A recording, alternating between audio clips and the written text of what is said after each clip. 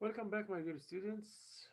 Another chapter, another unit on the macroeconomic. And we'll move today to talk about uh, the distribution of income and the reasons for income inequality.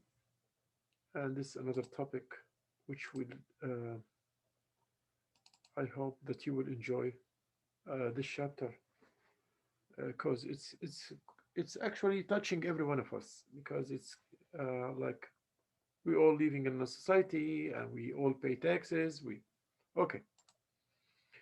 Uh, by the end of this chapter, you will be able to know what the meaning of the distribution of income and how it's distributed fairly or not fairly. You will be able to know the causes of the poverty. There are reasons or causes for the poverty. What are the reasons of the poverty? And you will know by the end of this chapter or this class uh, the government intervention tools to change the distribution of income, to try to make equality between the people, not to make the gap so much between the poor and the rich person. All the governments in the whole world always interfere with using policies, monetary policies. They are doing this to reduce the gap between the rich people and the poor people. Okay.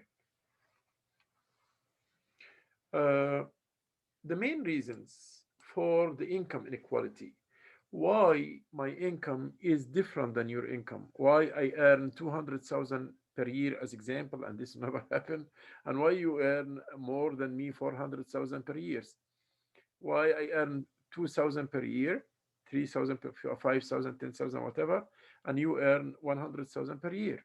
What the reasons for this inequality? Actually, because people are different in risk taking. Risk taking means you go for projects with high risk. The high the risk, the high the return. The high the risk, the high the return means that you will ask for a high return or high profits because you are going in risky projects. The ability. Every one of us is having abilities and capabilities different than the other. You can do overtime work. You can do two jobs, so your income will be more than mine, right? And the wealth. You may be having heritage. You may be having something you had before, or you may win a lottery. So this is the wealth. Those are the three reasons why people are different in their own income, why income of you is different, the income of you is different than the income of me. Okay, how about what we call the poverty line, especially in Canada? Every country is having their own measurements for the poverty line or the people who are poor. The reasons governments do this is to classify the poor people so they can give them social assistance, they can give them money, they can help them in supplement, support them financially by money. Okay, in Canada, a household is considered to be poor.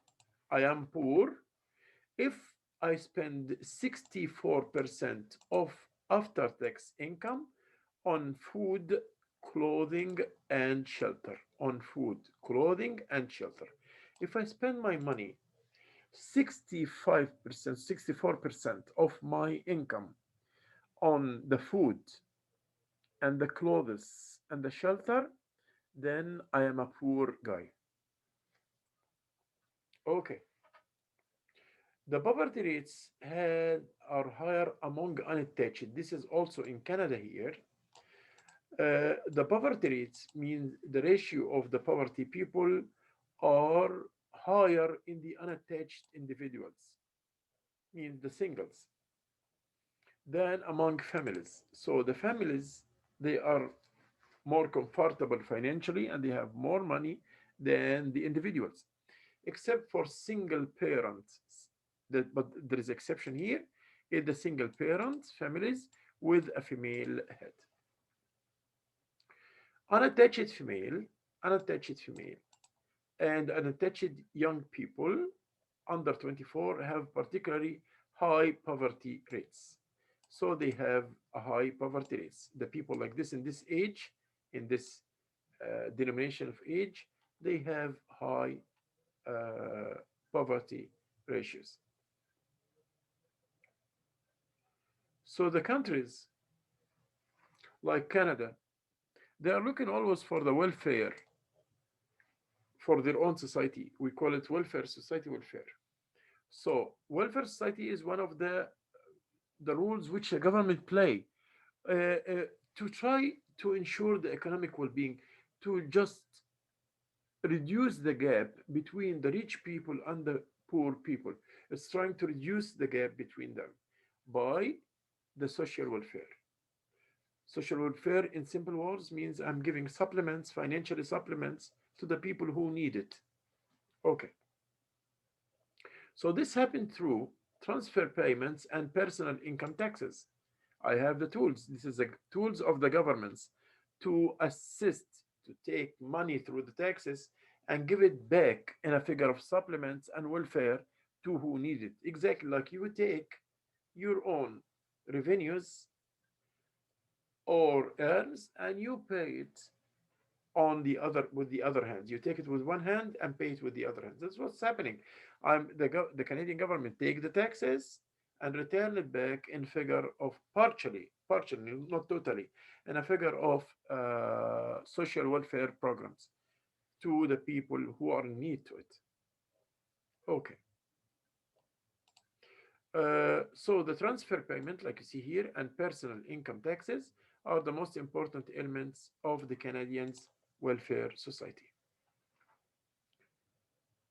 In the whole world, there are principles for taxation. Principles of taxation means taxes are not imposed like this haphazardly or without any order, but there are principles. To impose taxes, there are rules. The government has rules to impose the taxes. Okay, so the first principle is the benefit received, because, as example, it will return to you back.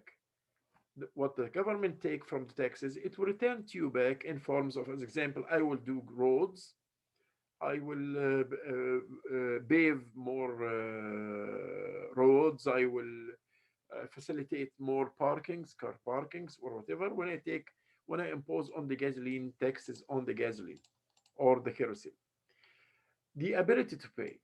Usually, the governments, before they impose the taxes, they check out the people's ability to pay. It's not fair that my income will be $2,000 and they will take 90% as taxes. Then they will leave for me $100. What I will do with the $100? So the ability to pay of the clients or the citizens is the second principle that must be considered by the taxes or the taxation units in Canada. We have now progressive taxes, which increase as the proportion of income increase as well. So if your income is 100,000, you will pay 10%. If your income is 200,000, you will pay, I'm saying examples, 200,000, you will pay 40%. The more your income go higher, the higher the income, the higher the taxes. The higher the income, the higher the taxes. Of course, the taxes is a proportion or a percentage of your total income, of your total income. Okay, so the progressive means higher the income, higher the percentage of the taxes. Okay, uh, so proportional taxes, which stay constant. This one stay constant as a proportion of income rises. Those are another kind which is stand still, the same. 10% means 10%. It never go up, it never go down, and never go up. But regressive taxes, which decrease as a proportion. This one decrease, not increase. This one decrease as a proportion of income. The more your income, the less you pay taxes. And this, so the progressive is the more you have income, the more you pay taxes. The less, or the regressive, the less, the more you have income, the less you pay taxes. So the personal income in Canada and other countries of the world, in most countries of the world, is a progressive, uh, means it will go higher. The percentage of the taxations will go higher when your income goes higher. Let's see now the questions of this chapter. The main resource reasons for income inequality means I take $10 and you take 100. Why this inequality? Why? Why this inequality? Because of risk taking and the ability.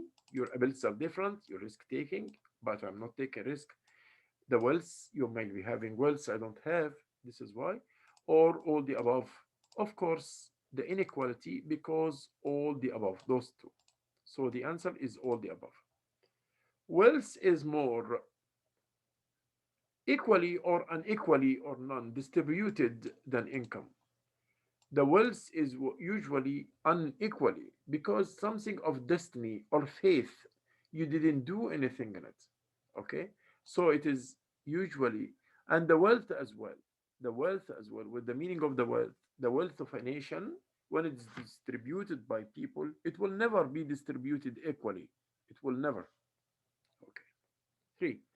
In Canada, a household is considered to be poor. We said 64% spent on the necessities of life, like the rent and the food, things which the people will never be able to survive without it. So it's like around 64%. Unattached female and unattached young people means single people high in the poverty rate? The answer is that they are high in the poverty rate. They are high in the poverty rate. Taxes are related to income in possible ways. So, what are the types of taxes? What are this very important question? What are the types of taxes? We have progressive taxes, we have proportional taxes, we have regressive taxes. And we said the progressive increase with the increase of the income. The proportional stands still, never increase, constant with the increase of the income. And the regressive is the opposite. So when your income increase, the rate of the taxation will decrease, one up and one down. So those are the three types of the taxes: the progressive, the proportional, and the regressive. So the answer is all the above. The question is what, by other meaning, the question is what are the types of taxes? So this kind of taxes, dots taxes that increase of proportion when the income, proportion of income increase or rises. It's the progressive one, like we said before. Dot taxes stay constant. I think this is the proportional taxes because we said the proportional will not increase, will stay the same, will never increase with the increase of the income. They don't increase. And the regressive taxes will decrease as a proportion of income. So the choice here, you will choose the regressive taxes. Personal income taxes, we said it's a progressive, means it increase, the rate of taxes increase with the increase of your income. As long as you increase income, the taxes you will pay will increase. If your income is 100,000, you will pay 10%. If your income is 200,000, you will pay 15%, and so on. The main principles of taxation, like we said, benefits received and the ability to pay. Are you able to pay? So the principles of the taxation means what is the one who set the taxes put in concern when he set up the taxes rules. What does he put in his concern when he planned for taxes and set and form the taxes rules. So he put the benefit receives, what you will gain from the taxes, and your ability to pay taxes. So all the above are the main principles of taxation, both of those two, the benefits received and the ability to pay. Thank you so much for watching me. Thank you and have a good night. Thank you.